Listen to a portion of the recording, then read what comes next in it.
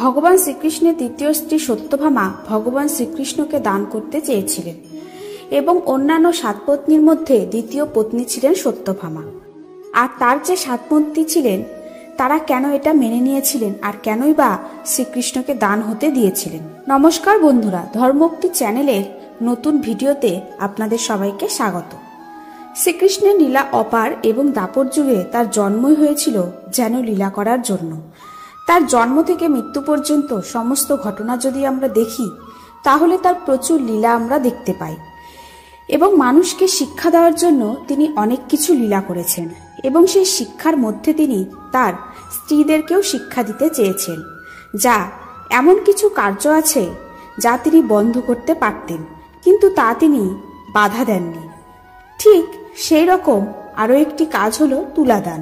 বর্তমানে তুলাদান খুব প্রসিদ্ধ, অর্থাৎ যে ব্যক্তি তুলাদান করতে চাইছেন সেই ব্যক্তি এবং তার পাশের যন্ত্রে থাকবে সমপরিমাণ অর্থ বা সোনাদানা, যা ব্রাহ্মণকে দান করতে হবে।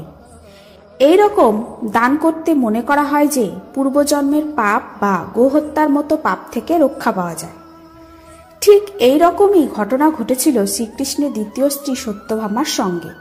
সত্যভামা নিজেকে এত সুন্দরী বা ধনী মনে করতেন যে কখন যে তার সৌন্দর্য অহংকারে পরিণত হয়েছিল তা তিনি নিজেই বুঝতে পারেননি। তার মধ্যে জন্ম নিয়েছিল অহংকার। এরকমই এমন এক ঘটনা ঘটে যখন একদিন দ্বারকায় আসে নারদ মুনি।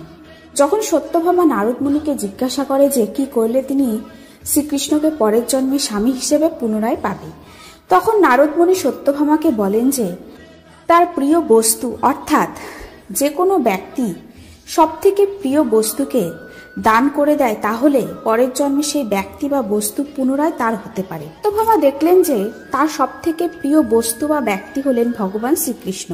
তখন তিনি শ্রীকৃষ্ণকে দান করতে উদ্যত হলেন এবং সত্যভামা মনে করলেন যে অষ্টভার্যার মধ্যে শ্রীকৃষ্ণ সবথেকে বেশি সত্যভামাকেই ভালোবাসতেন, কিন্তু সকলের কাছে প্রকাশ করতেন না। তিনি মনে করতেন তার মতো সুন্দর আর কেউ নেই, এমনকি রুক্মিণীও না।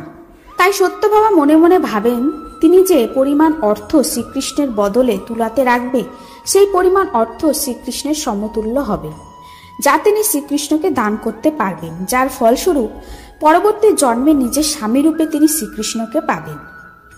তারপর সেই দিন উপস্থিত হলো যেদিন সত্যভামা শ্রীকৃষ্ণকে দান করতে উদ্যত হলো। তারপর সত্যভামা একটা বড় আকারের তুলার ব্যবস্থা করলেন এবং শ্রীকৃষ্ণকে তুলার দাঁড়িপাল্লার একদিকে বসালেন এবং অন্যদিকে তার যত সোনা রূপা মণিরত্ন ছিল তা তিনি দাঁড়িপাল্লার অপর দিকে রাখলেন।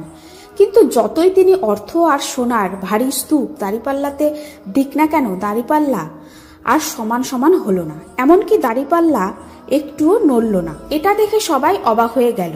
এইভাবে শ্রীকৃষ্ণ প্রমাণ করতে চাইলেন যে অর্থই কিন্তু মানুষের জীবনের সমস্ত কিছু না। রুক্মিণী তখন একটি তুলসী পাতা এনে দাঁড়িপাল্লার অপর দিকে রাখলেন। তখনই সঙ্গে সঙ্গে দাঁড়িপাল্লা সমান সমান হলো। এই থেকে বোঝা গেল যে মানুষের জীবনে যদি অহংকার আসে তাহলে সে সম্পূর্ণ জ্ঞান শূন্য হয়ে যায়, তার হিতাহিত কোনো জ্ঞান থাকে না। তাই তো তিনি নিজের স্বামীকেই দান করার সময় একবারও ভাবলেন না।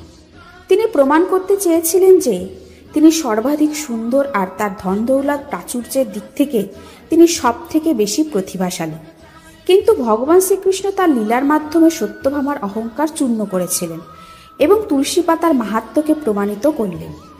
এরপর থেকেই তুলাদান প্রচারিত হয়ে আসছে। আর কথিত আছে যে কোনো কাজের আগে যদি তুলাদান করা হয় তাহলে সেই কাজ অবশ্যই শুভ হবে। তো বন্ধুরা, আজকের ভিডিওটি যদি ভালো লেগে থাকে তাহলে চ্যানেলটি সাবস্ক্রাইব করে পাশে থাকুন।